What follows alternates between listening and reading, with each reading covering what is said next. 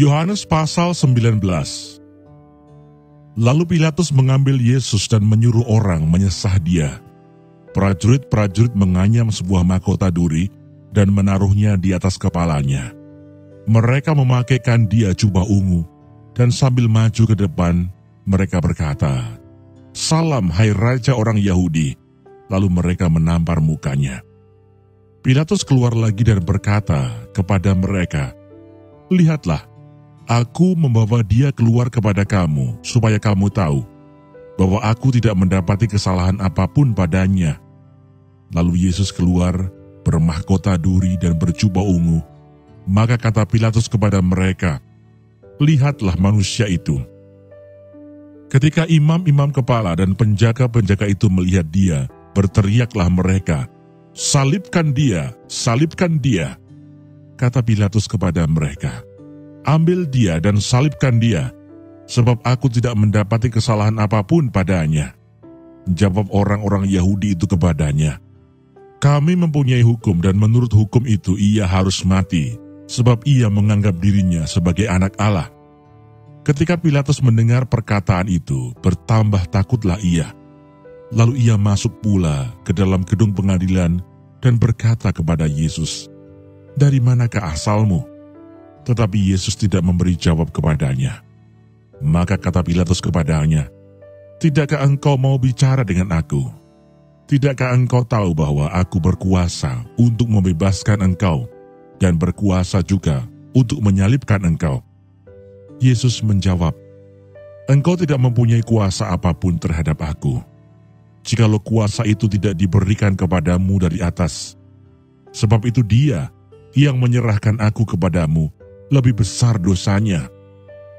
Sejak itu Pilatus berusaha untuk membebaskan dia, tetapi orang-orang Yahudi berteriak, "Jikalau engkau membebaskan dia, engkau bukanlah sahabat Kaisar. Setiap orang yang menganggap dirinya sebagai raja, ia melawan Kaisar." Ketika Pilatus mendengar perkataan itu, ia menyuruh membawa Yesus keluar, dan ia duduk di kursi pengadilan, di tempat yang bernama Litostrotos, dalam bahasa Ibrani, Gabata. Hari itu ialah hari persiapan Paskah, kira-kira jam 12. Kata Pilatus kepada orang-orang Yahudi itu, "Inilah rajamu." Maka berteriaklah mereka, enyahkan dia, salibkan dia." Kata Pilatus kepada mereka, "Haruskah aku menyalibkan rajamu?" Jawab imam-imam kepala, "Kami tidak mempunyai raja selain daripada Kaisar." Akhirnya Pilatus menyerahkan Yesus kepada mereka untuk disalibkan.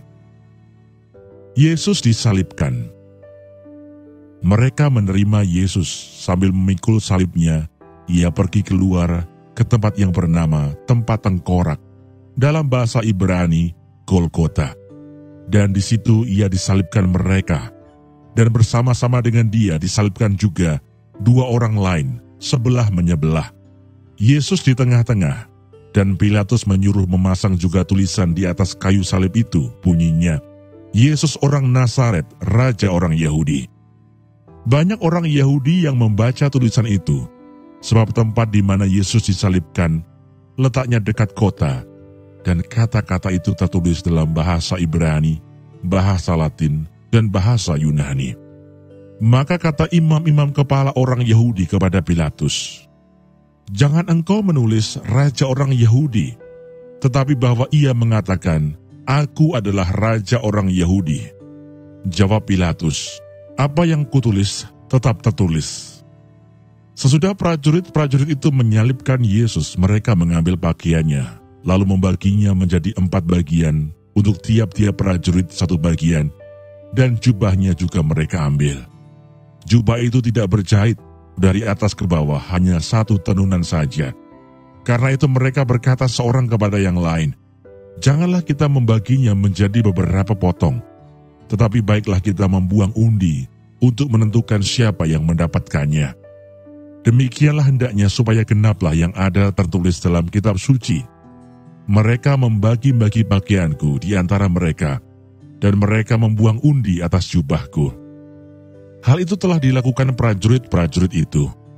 dan dekat salib Yesus berdiri ibunya dan saudara ibunya Maria, istri Klopas dan Maria Magdalena. Ketika Yesus melihat ibunya dan murid yang dikasihinya di sampingnya, berkatalah ia kepada ibunya, "Ibu, inilah anakmu." Kemudian katanya kepada muridnya, "Inilah ibumu." Dan sejak saat itu, murid itu menerima dia di dalam rumahnya. Yesus mati.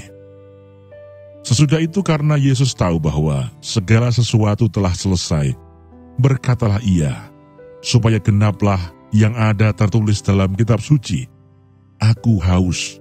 Di situ ada suatu bekas penuh anggur asam. Maka mereka mencucukkan bunga karang yang telah dicelupkan dalam anggur asam pada sebatang hisop, lalu mengunjukkannya ke mulut Yesus. Sesudah Yesus meminum anggur asam itu, berkatalah ia, "Sudah selesai." Lalu ia menundukkan kepalanya dan menyerahkan nyawanya. Lambung Yesus ditikam. Karena hari itu hari persiapan dan supaya pada hari Sabat, mayat-mayat itu tidak tinggal tergantung pada kayu salib. Sebab Sabat itu adalah hari yang besar.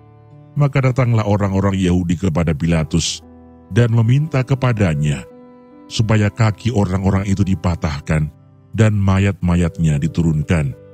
Maka datanglah prajurit-prajurit lalu mematahkan kaki orang yang pertama dan kaki orang yang lain yang disalibkan bersama-sama dengan Yesus. Tetapi ketika mereka sampai kepada Yesus dan melihat bahwa ia telah mati, mereka tidak mematahkan kakinya. Tetapi seorang dari antara prajurit itu menikam lambungnya dengan tombak, dan segera mengalir keluar darah dan air. Dan orang yang melihat hal itu sendiri, yang memberikan kesaksian ini, dan kesaksiannya benar, dan ia tahu bahwa ia mengatakan kebenaran, supaya kamu juga percaya. Sebab hal itu terjadi supaya genaplah yang tertulis dalam kitab suci, "Tidak ada tulangnya yang akan dipatahkan."